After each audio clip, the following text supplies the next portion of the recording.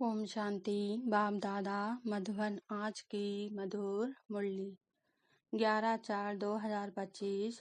मीठे बच्चे, अब यह नाटक पूरा होता है, तुम्हें वापस घर जाना है। इसलिए इस पुरानी दुनिया से मरमत मिटा दो, घर को और नए राज्य को याद करो। प्रश्न: दान का महत्व कब है? उसका रिटर्न किन बच्चों को प्राप्त होता है? उत्तर: दान का महत्व तब है जब दान की हुई चीज में मरम्मत न हो। अगर दान किया फिर याद आया तो उसका फल रिटर्न में प्राप्त नहीं हो सकता। दान होता ही है दूसरे जन्म के लिए, इसलिए इस जन्म में तुम्हारे पास जो कुछ है उससे मरम्मत मिटा दो। ट्रस्टी होकर संभालो। यहाँ तुम जो ईश्वरीय सेवा में लगाते हो, हॉस्पिटल व कॉलेज खोलते हो, उससे अनेकों का कल्याण होता है। उसके रिटर्न में कई जन्मों के लिए मिल जाता है। ओम शांति। बच्चों को अपना घर और अपनी राजधानी याद है। यहाँ जब बैठते हो तो बाहर के घर घाट धंधे धोरी आदि के ख्यालात नहीं आने चाहिए। बस अपना घर ही याद आना है।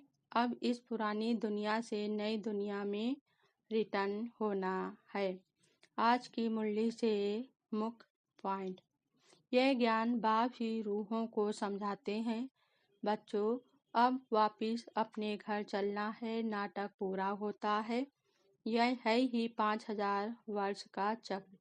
दुनिया तो है ही, परंतु उनको चक्र लगाने में 5000 वर्ष लगते हैं। जो भी आत्माएं हैं सब वापिस चली जाएंगी। भक्ति मार्ग में दान पुण्य तो करते हैं ना। कोई ने धर्मशाला बनाई, कोई ने हॉस्पिटल बनाई। बुद्धि में समझते हैं इनका फल दूसरे जन्म में मिलेगा।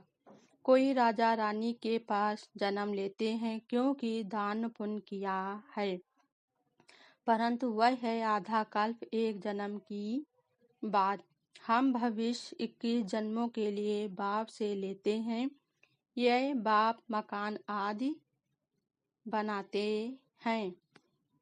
फिर हमने 84 जन्म लिए, बाकी 84 लाख योनियां तो गपोड़ा है। क्या इतना जन्म जानवर योनि में रहे, यह पिछाड़ी का मनुष्य का मर्तबा है। क्या अब वापिस जाना है? बाप समझाते हैं मौत सामने खड़ा है। 40-50 हजार वर्ष है नहीं। मनुष्य तो बिल्कुल घोर अंधियारे में है। इसलिए कहा जाता है पत्थर बुद्धि। ये बाबा भी तो दान पुण्य करते थे, बहुत शौक था। व्यापारी लोग 2 पैसा धमाऊ निकालते हैं, बाबा 1 आना निकालते थे। कोई भी आए तो दरवाजे से खाली ना जाए। अभी भगवान सम्मुख आए हैं, यह किसको पता नहीं है। मनुष्य दान पुण्य करते करते मर जाएंगे, फिर कहाँ मिलेगा। पवित्र बनते नहीं, बाप से प्रीत रखते नहीं।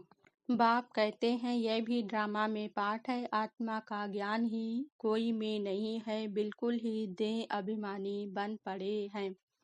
देही अभिमानी बनने में मेहनत है। रावण ने बिल्कुल ही उल्टा बना दिया है। अब बाप सुलटा बनाते हैं। देही अभिमानी बनने से सदा स्मृति रहती है कि हम आत्मा हैं। शिव बाबा कहते हैं मेरे बगैर कोई पावन बना नहीं सकते। आज की मुरली से धारणा के मुख्य सार: पहली पॉइंट, स्वयं के चिंतन और पढ़ाई में मस्त रहना है, दूसरों को नहीं देखना है। अगर कोई अच्छा नहीं बोलता है तो एक कान से सुन दूसरे से निकाल देना है।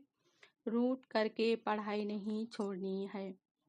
दूसरी पॉइंट, जीते जी सब कुछ दान करके अपना मरमत मिटा देना है। पूरा विल का ट्रस्टी बन हल्का रहना है। देही अभिमानी बन सर्व देवी गुण धारण करने हैं। वरदान आज बाबा ने दिया: भिन्नता को मिटाकर एकता लाने वाले सच्चे सेवाधारी भव। स्पष्टीकरण: ब्राह्मण परिवार की विशेषता है अनेक होते भी एक। आपकी एकता द्वारा ही सारे विश्व में एक धर्म एक राज्य की स्थापना होती है। इसलिए विशेष अटेंशन देकर भिन्नता को मिटाओ और एकता को लाओ, तब कहेंगे सच्चे सेवाधारी। सेवाधारी स्वयं प्रति नहीं लेकिन सेवा प्रति होते हैं। स्वयं का सब कुछ सेवा प्रति स्वाहा करते हैं। जैसे साकार बाप ने सेवा में हड्डियां भी स्वाहा की, ऐसे आपकी हर कमेंद्री द्वारा सेवा होती रहे। स्लोगन आज बाबा ने दिया, परमात्म प्यार में खो जाओ तो दुखों की दुनिया भूल जाएगी। ओम शांति।